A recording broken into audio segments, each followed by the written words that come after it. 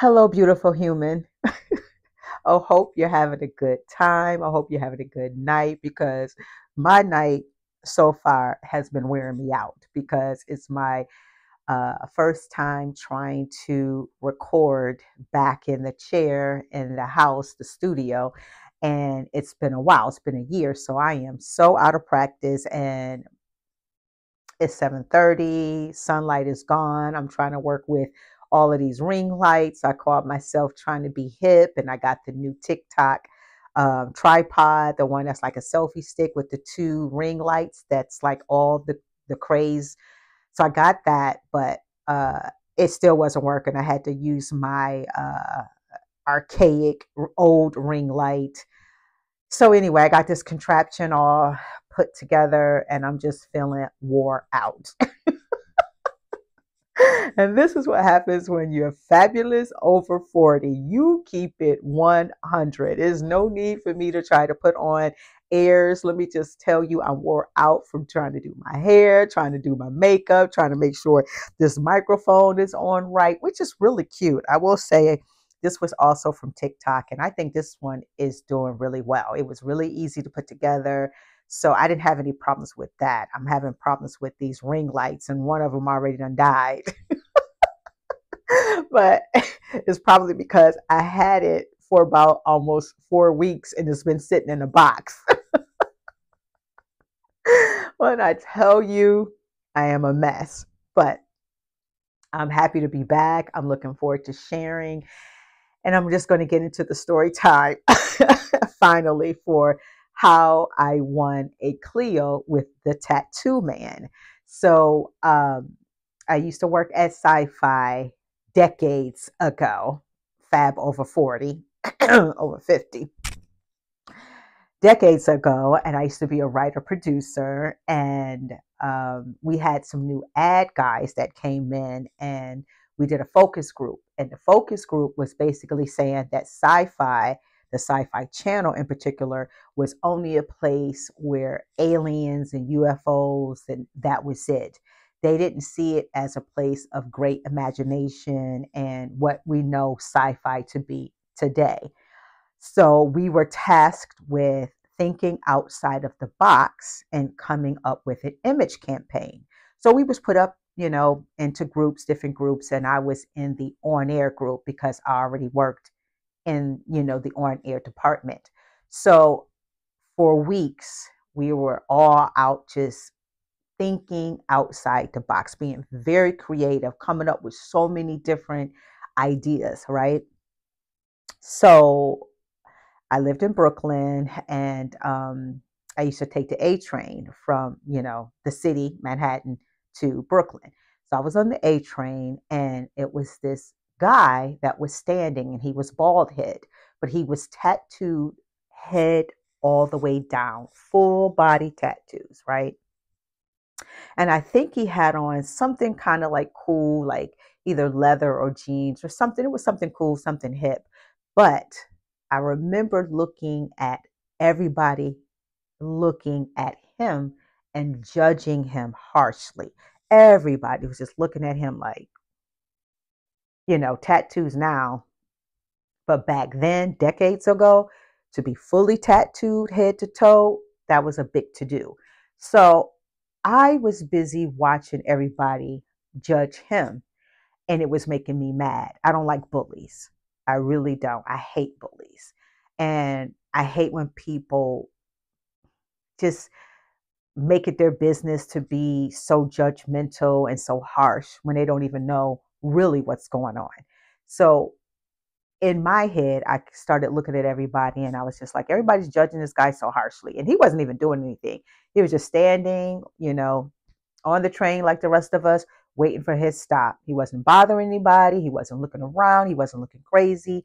He just was minding his own business. So, I was on this imagination thing, thinking outside the box. So I was always in creative mode, creative mode. And as I'm staring there looking at him, and I'm looking at everybody else who is judging him, I said to myself, everybody's judging this guy. They don't know him. They don't know, who he is. So, he might be the nicest guy. For all we know, he could go home and turn on the lights and start cooking and, set the table, and all his tattoos may come to life. He might be a great father to his tattoos. And I was like,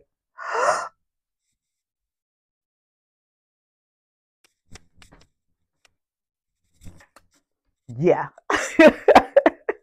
Great, great active imagination. I was like, that's it. So I went home and I wrote it. And originally it was a full, the character was fully tattooed, but decades ago, CGI and graphics nowhere near where it's like today. So it was too costly to do full tattoos, full body. It was too costly. Everybody was like, no, that's going to cost too much money. So it became four characters. And they was like, we're going to just do four main characters, but we're going to make them really, stand out and prominent. So it was cool. So that's how you got the four characters. And it was such a great time back then because we were doing something that was so, you know, never been done before. So it was exciting. And I love that about science fiction. And I love that about that genre and, graphics and all of that kind of stuff because you can just really think outside the box. You can really use your imagination and then make that world happen. And so even though I was, just upset at people judging him, out of that judgment and out of that, frustration, it caused me to just think outside the box and really take this guy to the next level of being this great chef, and cooking for his children, aka his tattoos. And so that's how we came up with Tattoo Man. And I remember when, oh,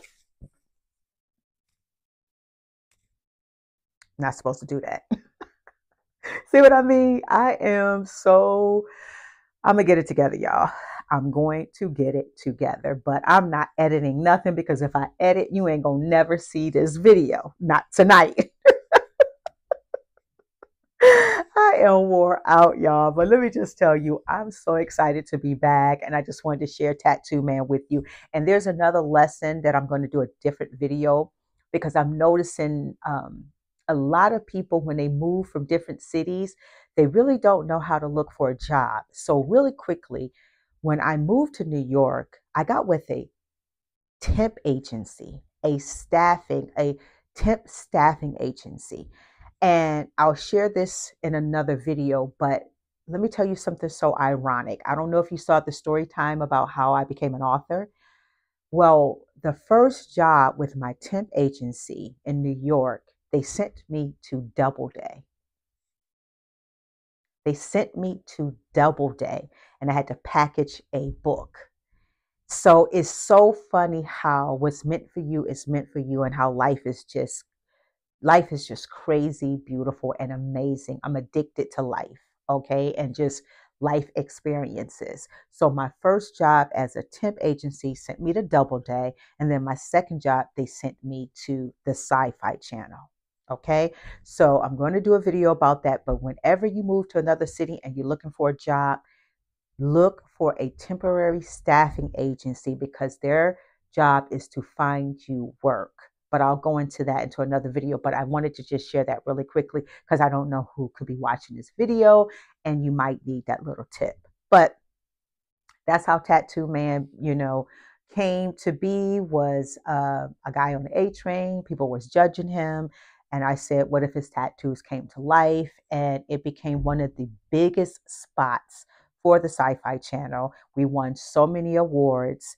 We won a Clio, which beat Nike because Nike was always winning the advertising spots. And so Clio is like the Oscars in the advertising world. It's one of the highest awards you can get in advertising. And it was the first time for television to get this award. And so with the Clio, you also get inducted to the Museum of Modern Arts. So Tattoo Man, my work is inducted to the Museum of Modern Arts. So I have made history several times. So like I told you with my story time with Cosmopolitan Girls, we were the first African American chick lit authors. That was history.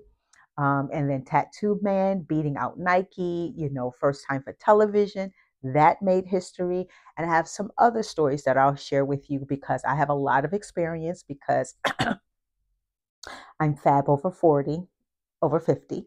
So I have a lot of experiences and I want to share those with you because that's what we're supposed to do. You know, when you get older, you're supposed to share what you can in hopes to help the next and to just let you know that if I can do it, you can do it. And for me, I think the biggest thing is that I'm always just willing to try something. Yes, I do it scared. And yes, I have my insecurities. And yes, I'm afraid to be embarrassed and just like everything else. But I think I'm so addicted to trying and just seeing what happens because every time I try, something beautiful happens. Now, it may not always make money, but making history and leaving your legacy and helping people and creating jobs and making people feel really great about creating, that is that's priceless. Now, don't get me wrong. Yes, I want some money. I want some millions, just like everybody else. 50 Cent said, uh, uh, get rich or die trying. Well, I got the die trying part down. Okay. So I would like to get the rich part. I got the die trying part down, 50 Cent. Anyway, I'm going to end it here because, like I said, I'm wore out. I'm going to get better and we're going to have some fun. I want to get back to creating. I want to get back to storytelling. I want to get back to producing.